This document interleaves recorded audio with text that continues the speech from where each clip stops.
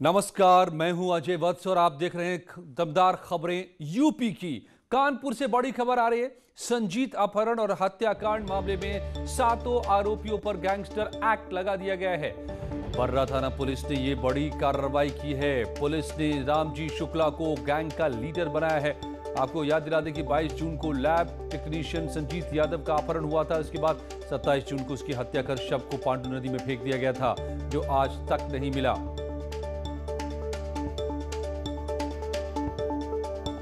ये बड़ी खबर कानपुर से है, जहां पर संजीत अपहरण और हत्याकांड के मामले में 7 आरोपियों पर गैंगस्टर एक्ट लगाया गया है। बर्रा थाना पुलिस ने यह बड़ी कार्रवाई की है। श्याम तिवारी हमारे संवाददाता मेरे साथ जुड़े हैं। श्याम, तो अब पुलिस बड़े एक्शन के मूड में साफ तौर पर दिख रही है। बिल्कुल, जिस तरीके से शुरुआती दौर में पुलिस की लापरवाही मामले में सामने आई थी और पुलिस की लापरवाही बताई गई कि जिसकी वजह से संजीत की जान गई, क्योंकि पुलिस ने शुरुआत में मामले को बड़े हल्के में लिया और गुमशुदगी दर्ज करके केवल खानापूर्ति करने में लगी हुई थी। लेकिन बाद में जब संजीत की हत्या हो गई, उसके बाद पुलिस ने एक तरीके से कहा जाए खानापूर्ति को पूरा करने के लिहाज से जो कार्रवाई की, उसमें तमाम जो आरोपियों को उनको गिरफ्तार किया। साथ ही साथ संजीत का जो स्टाफ है उसको बरामद करने के लिए नहर में 2 महीने तक लगातार अभियान चलाया गया, लेकिन अभी तक संजीत का शव बरामद नहीं हो पाया। लेकिन पुलिस के पास परिस्थिति जन्य साक्ष्य हैं। इसके अलावा वो पूरा गैंग पुलिस के पास है जिसने इस पूरी घटना को अंजाम दिया था। तो पुलिस ने इस पर बड़ी कार्रवाई करते हुए गैंगस्टर एक्ट लगाया, जिसमें रामजी शुक्ला जो कि गैंग लीडर बनाया गया है। इसके अलावा 6 उसके सदस्य बनाए गए हैं। आपको बता दें कि पुलिस के पास अभी भी जो अपहृत संजीत यादव है उसकी बॉडी नहीं है। इसके अलावा संजीत का जो मोबाइल है उसको लेकर ठीक नहीं कहा जा सकता कि ये उसी का मोबाइल है या किसी और का मोबाइल है जो बरामद हुआ है। लेकिन फिर भी पुलिस अपनी तरफ से पूरी कार्रवाई कर रही है और जो आरोपी थे इस मामले में उनके ऊपर शिकंजा कसने का काम किया जा रहा है। जी, तो ये बड़ी कार्रवाई हुई है और गैंगस्टर एक्ट सभी आरोपियों के खिलाफ, संजीत अपहरण और हत्याकांड और चाइल्ड पॉर्न वीडियो केस में बड़ी खबर आ रही है। इस केस में सीबीआई ने बांदा कोर्ट में चार्जशीट दाखिल किया है। आरोपी जेई राम भवन और उसकी पत्नी के खिलाफ ये चार्जशीट दाखिल की गई है। इसमें सीबीआई ने पॉक्सो, आईटी एक्ट समेत कई गंभीर धाराएं लगाई हैं। जेई राम भवन और उसकी पत्नी पर 50 से ज्यादा बच्चों के साथ यौन शोषण का आरोप लगा है। ये लोग बच्चों के अश्लील वीडियो बनाकर विदेशों में बेचते थे और उससे मोटी रकम कमाते थे। वहीं कानपुर में नौबस्ता की विराट नगर चौकी में तैनात दरोगा अजय कुमार पर गुंडई का आरोप लगा है। आरोप के मुताबिक दरोगा दुकानदार से मुफ्त में सामान मांग रहा था, लेकिन जब दुकानदार ने मना कर दिया तो उसने नाबालिग के साथ उसके भाई और पिता के साथ भी मारपीट की। यही नहीं, कुछ पुलिसकर्मी घसीट कर सभी को थाने भी ले गए, जिसका एक वीडियो भी सामने आया है। इसमें दिख रहा है कि किस तरह से जबरन पुलिस कुछ लोगों को अपने साथ ले जा रही है।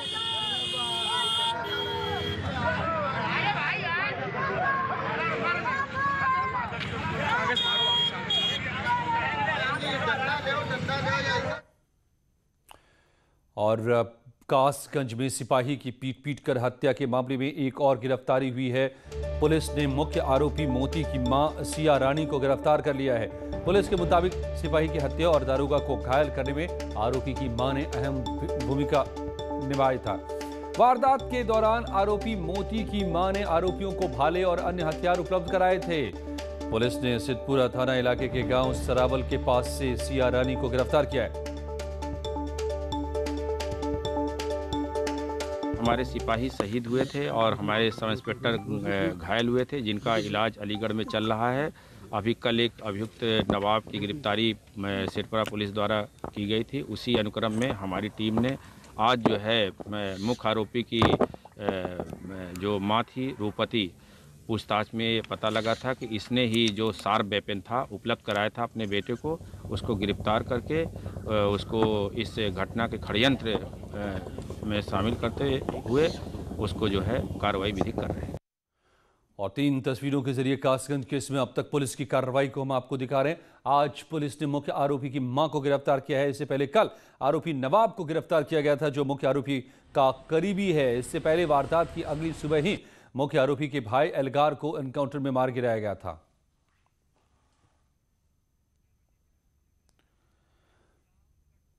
और कासगंज में पुलिस टीम पर हुए हमले पर बलिया के बैरिया से बीजेपी विधायक सुरेंद्र सिंह ने कहा है कि यूपी में पुलिस वालों के संरक्षण में अवैध शराब का कारोबार चल रहा है। बीजेपी विधायक ने आरोप लगाया है कि समाजवादी पार्टी सरकार के दौरान भर्ती हुए पुलिस वाले बीजेपी सरकार को बदनाम करने की साजिश में जुटे हुए हैं। वहीं पुलिस वाले ये अवैध शराब के धंधे चलवाते हैं।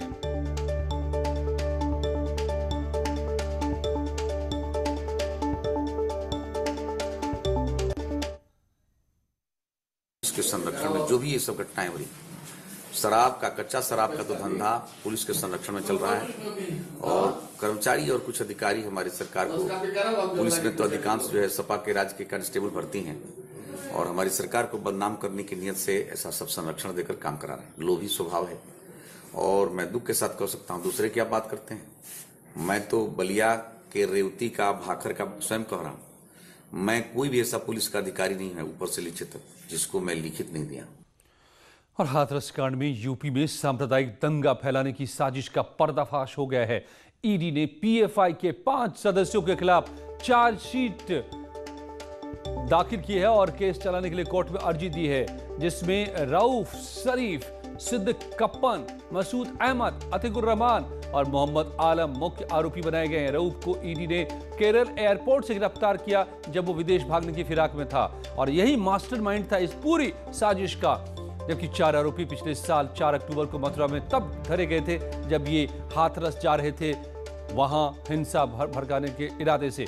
ईडी की चार्जशीट में रऊफ शरीफ के पास कतर और ओमान से 1 करोड़ 36 लाख रुपए आने के सबूत मिले हैं। यानी 4 आरोपियों के पास से भड़काऊ वेबसाइट समेत कई पोस्टर बैनर भी मिले हैं। सवाल यही है कि सीईए प्रोटेस्ट से लेकर दिल्ली दंगे और यूपी को दहलाने की ये अंतर्राष्ट्रीय साजिश के पीछे कौन कौन।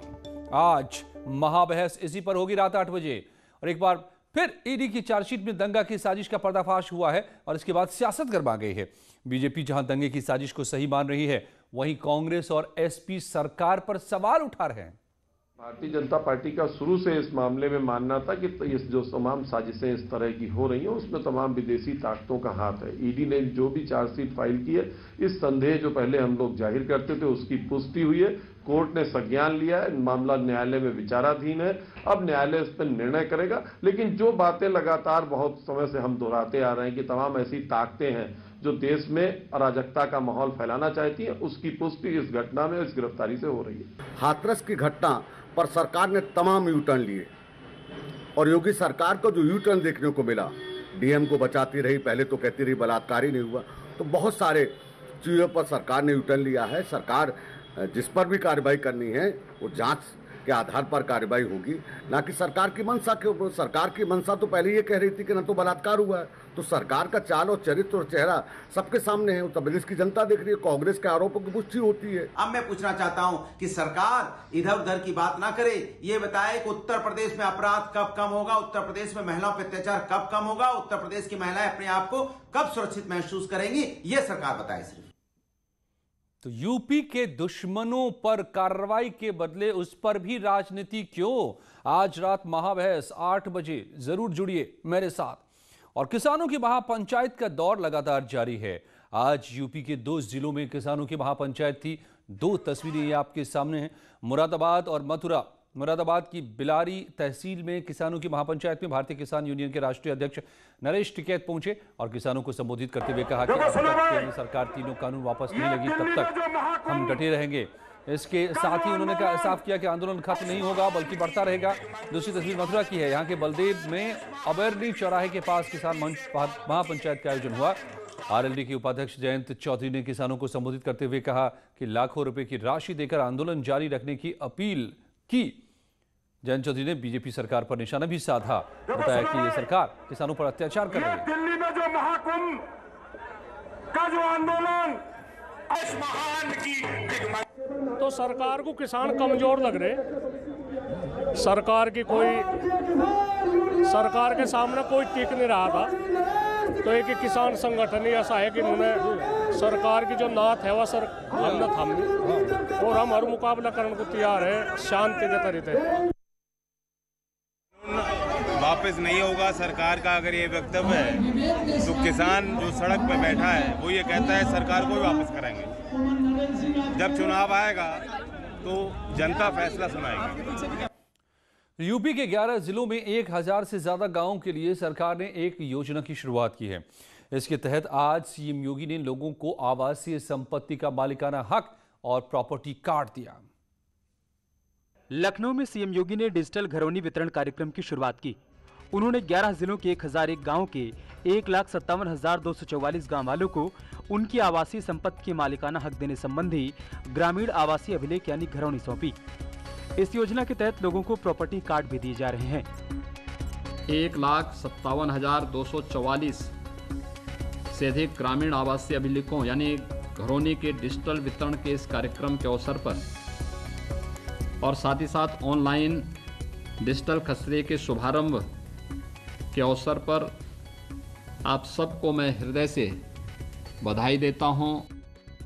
इस योजना से जमीन विवाद में कमी आएगी और लोग कई दशकों तक जमीन के कागज डिजिटल तरीके से सुरक्षित रख पाएंगे।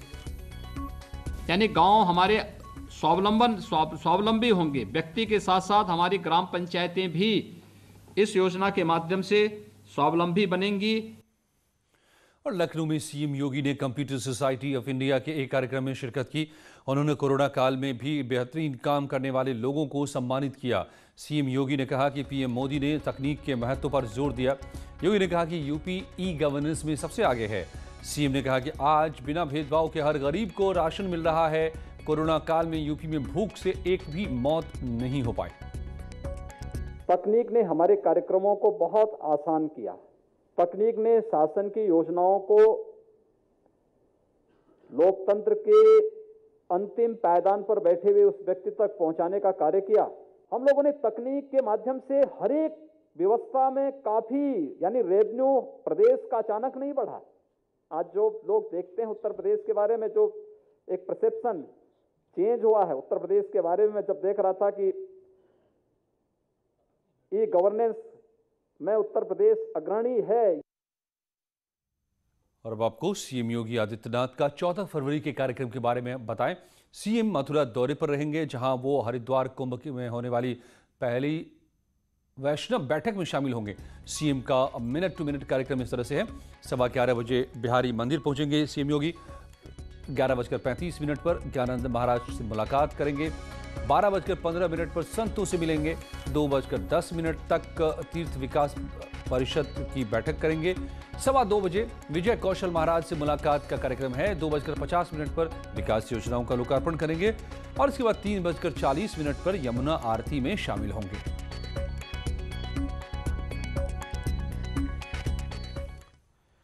और पंचायत चुनाव से जुड़ी बड़ी खबर है। एसीएस पंचायती राज मनोज कुमार सिंह ने 75 जिलों के जिला पंचायत अध्यक्ष पद का आरक्षण जारी कर दिया है। 75 में से 16 पद अनुसूचित जाति के लिए आरक्षित किए गए हैं। इसके साथ ही ओबीसी के लिए 20 पद आरक्षित किए गए हैं। 27 पद सामान्य के लिए तो 12 पद सामान्य महिला के लिए आरक्षित किए गए हैं। 75 जिले हैं जिनमें 16 अनुसूचित जाति के लिए आरक्षित किए गए हैं और उसमें 16 के अंदर 6 अनुसूचित जाति महिला के लिए हैं। इसी प्रकार पिछड़ी जाति महिला के लिए 7 हैं और कुल पिछड़ी जाति में 20 हैं। 7 महिला के लिए उसके अंदर आरक्षित हैं। सामान्य सीटें 27 हैं और महिलाओं का आरक्षण 12 है सामान्य में। तो सामान्य में और अनुसूचित जाति और पिछड़ा जाति ये तीनों मिलाकर 25 सीटें महिलाओं के लिए आरक्षित हैं। लौटते हैं कुछ ही पलों में यूपी की और दमदार खबरों के साथ।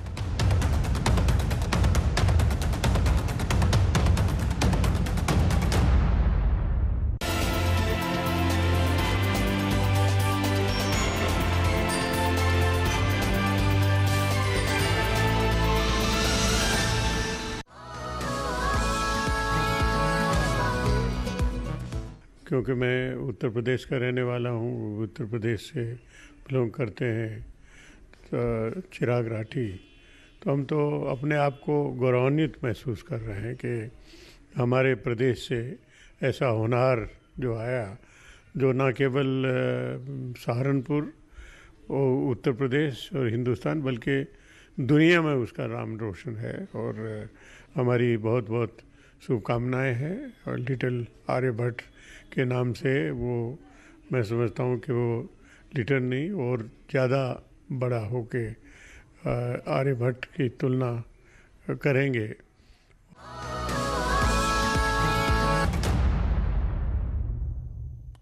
अयोध्या में राम मंदिर निर्माण के लिए श्री राम जन्मभूमि तीर्थ क्षेत्र ट्रस्ट के महासचिव चंपत राय सड़कों पर निकले और लोगों से समर्पण निधि स्वीकार किया। उनके साथ विश्व हिंदू परिषद के कार्यकर्ता और बीजेपी कार्यकर्ता भी मौजूद रहे। काफिला बजाजा से निकलकर नाका तक गया और डोर टू डोर समर्पण निधि स्वीकार की गई। ट्रस्ट के महासचिव चंपत राय ने कहा कि घर घर प्रत्येक व्यक्ति से श्रद्धा स्वीकार की जा रही है। भगवान राम के मंदिर के लिए जो जितना श्रद्धा दे रहा है उसे ग्रहण किया जा रहा है।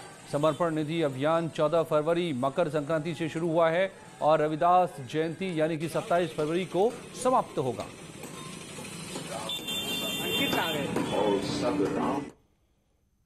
और कुछ ही पलों में देखिए उत्तराखंड की खबरें।